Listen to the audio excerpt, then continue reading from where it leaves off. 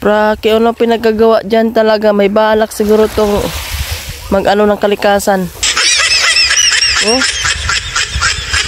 Yun naman pinagagawa. Tapos na ako maligo. Saglit lang ligo ko. Halika na! Tara na! Carlos?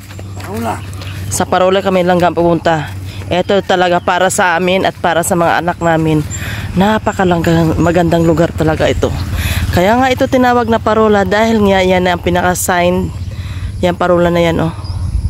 Pag dumaong noon ang mga barko. Nauso noon ang at ito noon dito nagtatambay noon ang mga Amerikano. Kaya nga sobrang ganda talaga itong lugar ito. Halika, samahan niyo ako. Baba kami dito sa daanan papunta ng Parola at tingnan natin ha.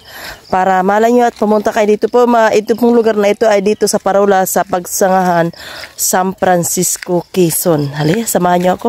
Punta namin dito nung bago rin umalis yung aking anak na si Marie. Ang cottage dito ay hindi ganito. Pero ito pinaganda yung cottage oh. Tingnan nyo mga langga. Sobrang ganda. Uy, ang linaw ng tubig. At makikita mo talaga yung mga bato dito na nagsipagtubuan na lang talaga as in. Natural na ito mga langga ha. Yung kapaligiran dito. Relax. Ang ganda ng pagka... Uy, nako. At dudumugin ito ng mga turista dito pag ito ay pag summer na talaga. Sobra. Oh. Nararating namin yan doon sa pinaka ano. Ay, ang ano Carlos, oh, Taib Carlos, 'di ba? Kasi dapat no ano yan diyan oh. Taib oh. Kumbaga malaki ang dagat.